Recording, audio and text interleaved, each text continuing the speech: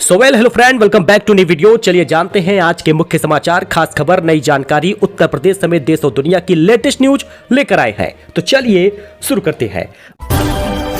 बात करें सबसे पहले टीम इंडिया के स्पॉन्सर ड्रीम 11 का, तो ये बैन होने के बाद भी लॉन्च हुआ है। दरअसल दोस्तों आपको बता दें कि एफडी और डिजिटल गोल्ड में निवेश कर सकेंगे अब यूजर। गेमिंग बैन के बाद ये नया कदम उठाया है। जी हां, ड्रीम 11 ऐसे ही समाप्त नहीं हो जाएगा और उसने एक नई चीज लेकर आया है। ऑनलाइन गेमिंग बैन होने के बाद भारतीय क्रिकेट टीम की लीड स्पॉन्सर ड्रीम 11 की पेरेंट कंपनी ड्रीम स्पोर्ट ने एक नया पर्सनल फाइनेंस ऐप लॉन्च किया है। ये dream money app financially management का काम करेगा। ऐप फिक्स डिपॉजिट यानी एफडी और डिजिटल गोल्ड में इन्वेस्ट करने में यूजर की मदद करेगा। साथ ही ये रोज के खर्चों का हिसाब रखने के साथ निवेश को ट्रैक करने में मदद करेगा। ऐप अभी बीटा टेस्टिंग में है और गूगल प्ले स्टोर और एप्पल ऐप स्टोर पर लिमिटेड यूजर के लिए अवेलेबल है। भारत की सबसे बड़ी फैंटेसी गेम कंपनी ने यह कदम ऑनलाइन गेमिंग बिल 2025 के कानून के बाद उठाया है। इस कानून के तहत ऑनलाइन रियल मनी गेम्स पर पूरी तरह से पाबंदी लगा दी गई है। इस वजह से भारत में सबसे बड़े फैंटेसी गेमिंग प्लेटफॉर्म को भारतीय क्रिकेट टीम की स्पॉन्सरशिप भी छोड़नी पड़ गई। लेकिन फिर भी जर्सी पे दिखेगा, लेकिन वो एक नए नाम के साथ। रियल मनी गेमिंग कारोबार बंद हो गया है, लेकिन इस कंपनी ने एक नया दिमाग लगाया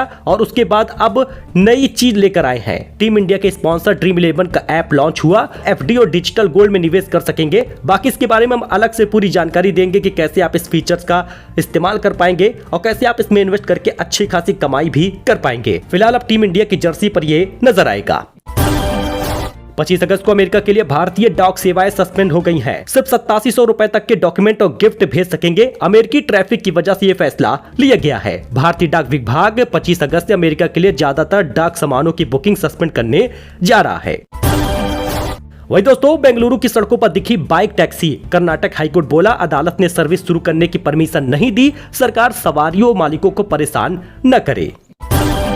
इस बीच दोस्तों जज को मौसम के साथ वकीलों की गर्मी लग रही। अब आपको बता दें तो न्यायिक सेवा संघ सम्मेलन में बोले योगी, हर जिला जज के लिए एसी लगेगा। अच्छा, इसके साथ ही लखनऊ में 1.25 लाख आवारा कुत्ते हैं। फाइलों में 95,000 की नसबंदी हुई है। ग्राउंड पर कुत्तों का आतंक है। 10,000 ने नहीं लिया पेट लाइसेंस। वही दोस्तों सुल्तानपुर में मुर्गी फार्म में धोखाधड़ी हुई है। 500 अतिरिक्त चूजे डालकर दाना चोरी कर लिए। 295 मुर्गे बेचे हैं। कंपनी को 1.5 लाख का नुकसान हुआ है। सुल्तानपुर में किसानों के लिए बड़ी खुशखबरी, नैनो यूरिया से मिलेगा बेहतर उपज। कम मात्रा में इस्तेमाल से यूरिया की किल्लत दूर होगी। सिपाही बोला, गलती से टच हुआ था लड़की का पैर, मैंने छात्रा के साथ बैड टच नहीं किया था। वीडियो बनाकर उसने मुझको वायरल कर दिया। मैंने माफी मांगी, मैं रोया। प्रयागराज एक्सप्रेस में सो रही छात्रा से बैड टच करने के आरोप में जीआरपी राजकीय रेलवे पुलिस के सिपाही आशीष गुप्ता को सस्पेंड कर दिया गया है। इसके बाद सिपाही ने अपने उच्चाधिकारियों के साथ पूरी बातें सामने रखी। सिपाही ने बताया, उसे जानकारी मिली कि ट्रेन में कुछ लोग किसी के साथ बदतमीजी कर रहे हैं। मैं मौके पर पहुंचा और जिस सीट पर छात्रा सो रही थी वहीं पास में चेकिंग करने लगा। गलती से उसके पैर पर हाथ लग गया। बस इसके बाद ही वीडियो बनाना शुरू कर दिया। मैं माफी मांगा, लेकिन उसने इस वीडियो को वायरल कर दिया। यस बैंक पर 24.99% तक की हिस्सेदारी खरीदेगा जापान का बैंक। एसएमबीसी को आरबीआई ने मंजूरी दी है। डील के बाद भी इस बैंक का प्रमोटर नहीं माना जाएगा। जी दोस्तों, जापान का एसएमबीसी मुंबई के private sector bank yes bank में लगभग 25% तक की हिस्सेदारी खरीदेगा। इस खरीदारी के लिए एसएमबीसी का reserve bank of India RBI से मंजूरी मिल गई है। सीसीपीए ने वीएलसीसी पर 3 लाख का जुर्माना लगाया। कंपनी के विज्ञापन में ट्रीटमेंट के जरिए वजन घटाने के झूठे दावे किए गए थे। Central consumer protection authority CCPA ने वीएलसीसी लिमिटेड पर भ्रामक विज्ञापन पब्लिश करने के लिए 3 लाख रुपए का जुर्माना लगाया है। 3 से 4 सितंबर को होगी जीएसटी काउंसिल की मीटिंग। जीएसटी में 12% और 28% वाले स्लैब खत्म हो जाएंगे। रोजाना इस्तेमाल वाली चीजें सस्ती हो जाएंगी। जीएसटी काउंसिल की 56वीं मीटिंग 3 से 4 सितंबर तक दिल्ली में होगी। मीटिंग की अध्यक्षता वित्त मंत्री निर्मला सीतारमण करेंगी। जीएसटी से जुड़े मामलों में आखिरी फैसला जीएसटी काउंसिल ही लेती है। काउंसिल में मेंबर के तौर पर सभी राज्यों और केंद्र शासित प्रदेशों के वित्त मंत्री भी शामिल होते हैं। अब ऐसे में जीएसटी काउंसिल के मंत्रियों के समूह को मिल चुकी है मंजूरी। पीएम मोदी ने स्वतंत्रता दिवस पर जीएसटी रिफॉर्म का ऐलान किया था। अब कौन कौन से सामान सस्ते हो जाएंगे जब 12% से 5% हो जाएगा टैक्स, तो आप देख सकते हैं। एक्सपर्ट के मुताबिक सूखे मेवे, ब्रांडेड नमकीन, टूथ पाउडर, साबुन, हेयर ऑयल, ऐसे तमाम चीजें जो सस्ती हो जाएंगी। खासकर कुछ कंप्यूटर, मोबाइल फोन, सिलाई मशीन, प्रेशर कुकर, गीजर, ये सस्ते हो जाएंगे। यानी आपको कुछ समय के लिए बस रुकना है। अगर ये सामान खरीद रहे हैं तो सस्ता हो जाए तभी खरीदिएगा। इसके अलावा बिना बिजली वाले पानी के फिल्टर, इलेक्ट्रिक आयरन, 1000 रुपए से ज्यादा के रेडीमेड कपड़े या 500 या 1000 रुपए की रेंज में आने वाले जूते सस्ते मिलने लगेंगे। अब 12% के टैक्स स्लैब में अगर ये चीजें आती हैं तो 5% टैक्स हो जाएगा, तो इससे सस्ता ही मिलेगा। लेकिन ये सामान भी सस्ते हो जाएंगे जो 28% से 18% तक टैक्स में आते हैं। Cement, beauty product, TV, fridge, washing machine, ये सारी चीजें सस्ती हो जाएंगी। प्लास्टिक प्रोडक्ट, रबर, ये चीजें सस्ती मिलेंगी।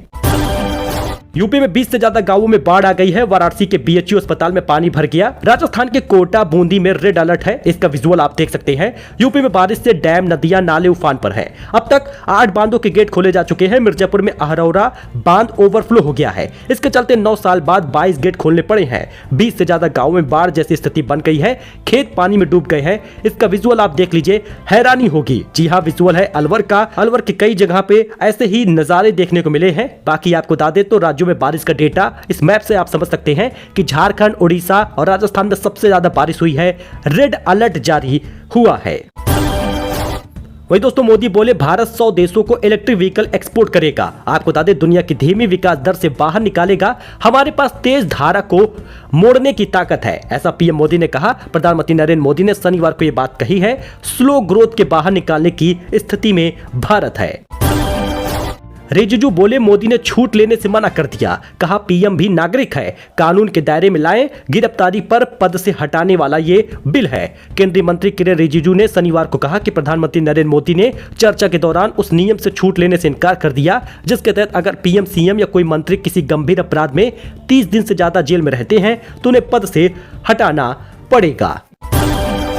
अच्छा, कथावाचक को लेकर बड़ी खबर आ गई है। आपको बता दें कि मूर्ख कर रहे कथावाचन, एक शब्द संस्कृत बोलकर दिखा दे प्रेमानंद महाराज, ऐसा रामभद्राचार्य ने चुनौती दी है। जी हां, रामभद्राचार्य और प्रेमानंद को लेकर बड़ी खबर आ गई है। अपने प्रवचनों को लेकर सुर्खियों में रहने वाले मथुरा वृंदावन के संत प्रेमानंद महाराज को लेकर जगत गुरु रामभद्राचार्य ने बड़ा बयान दिया है। कहा कि उनसे मेरा कोई मनमुटाव नहीं है, लेकिन वो संस्कृत का कोई एक श्लोक पढ़ के दिखा दे या कोई उसका अर्थ बता दे तो मैं जानूं। जी हां, सादगी और भक्ति के कारण सोशल मीडिया पर चर्चा में रहते हैं। 19 सालों से प्रेमानंद जी का दोनों किडनियां खराब हैं। इसके बावजूद भी वृंदावन की परिक्रमा करते हैं और कथा वाचन करते हैं और लोगों की समस्याओं को दूर करते हैं। रामभद्राचार्य ने यह भी कहा कि पहले विद्वान लोग ही कथा वाचन करते थे, लेकिन आजकल मूर्ख लोग भी ज्ञान दे रहे हैं।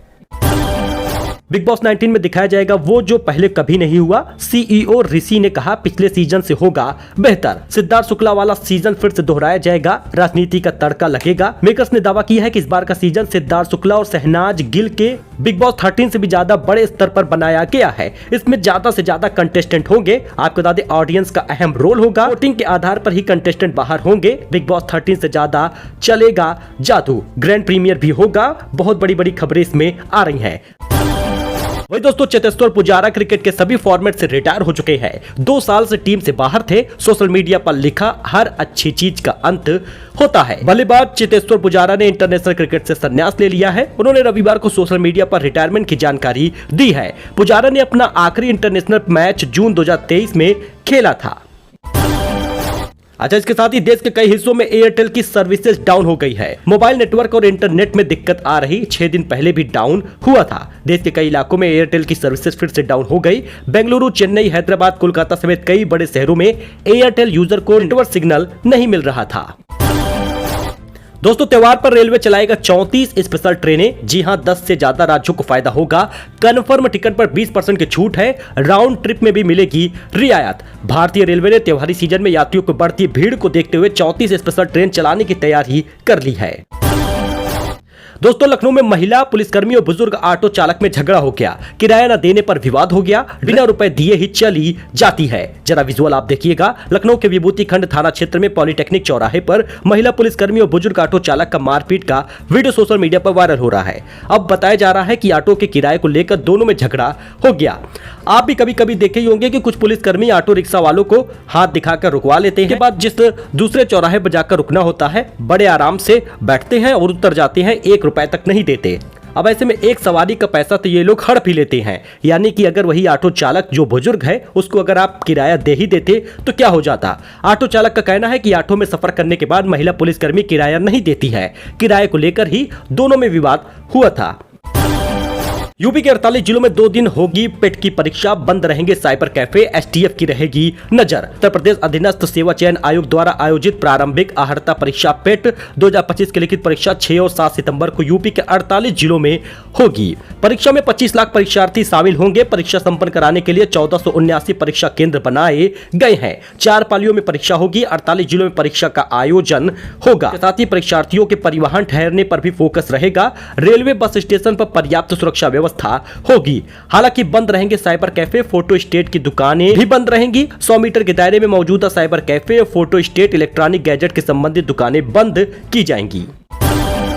दोस्तों एक बड़ी खबर आ रही है। अंतरिक्ष में यात्रा करने वाला पहला कौन? भाजपा सांसद अनुराग ठाकुर बोले, मुझे लगता है हनुमान जी। अनुराग ठाकुर ने बच्चों के जवाब को काटते हुए कहा, मुझे तो लगता है कि हनुमान जी ही थे जो पहले अंतरिक्ष यात्रा कर चुके हैं। अब इसके बाद सोशल मीडिया पर अलग अलग बस बनने लगा और इसके बाद अनुराग ठाकुर को लोग लताड़ने लगे हैं। भाजपा सांसद ने तर्क रखते हुए कहा, क्योंकि हम अभी तक हाथ बढ़ाकर इतना ही देखते हैं जब तक हमें अपने हजारों वर्ष पुरानी परंपरा, ज्ञान, संस्कृति का ज्ञान नहीं होगा। अनुराग ठाकुर ने अध्यापकों और टीचरों से अनुरोध किया कि आपको टेक्स्ट बुक से बाहर से निकलकर वेद, परंपरा और ज्ञान की तरफ भी जानकारी देनी चाहिए। सोशल मीडिया पर वीडियो सामने आते ही इस पर अलग अलग तरह के कमेंट आने लगे। एक्स पर एक यूजर ने वीडियो पोस्ट करते हुए लिखा कि क्या इन लोगों ने ठान लिया है कि भारत को हजारों साल पीछे लेके जाना है। वही विनय नामक यूजर ने लिखा, पढ़ाई लिखाई छोड़कर अगर मंत्री जी कहानी किस्सों को साइंस बताने लगेंगे तो बच्चों का भविष्य खतरे में पड़ जाएगा। ऐसे बयान आए हैं। वैसे इस पर आपका क्या कहना है, कमेंट करिएगा। अच्छा दोस्तों, वहीं पर बैंक हॉलीडे इस हफ्ते कई सारे हैं। इस वजह से हफ्ते में कई बड़े त्योहार पड़ रहे हैं। अलग अलग शहरों में कई दिनों तक छुट्टियां रहेंगी, क्योंकि इसी में गणेश चतुर्थी, हरतालिका तीज वगैरह पड़ रहा है और संडे भी होगा। क्योंकि ये डेट जरूरी है, चेक कर लीजिएगा आपका नजदीकी ब्रांच खुला है या नहीं, क्योंकि कई छुट्टियां होंगी, जरूरी काम अटक सकता है। 25 से 31 अगस्त के बीच कई छुट्टियां हैं, जिसमें गणेश चतुर्थी, हरतालिका तीज वगैरह है। और ऐसे में कोई भी काम हो तो उसको करा लीजिए। मोबाइल बैंकिंग पर नहीं पड़ेगा कोई असर, इस बात का भी ध्यान दीजिएगा। सो दोस्तों ये कुछ अपडेट था, नई जानकारी थी, लेटेस्ट न्यूज था जो आपके साथ शेयर किया गया है। सो मिलते हैं नए अपडेट में नई जानकारी के साथ। फिलहाल के लिए इतना ही, धन्यवाद।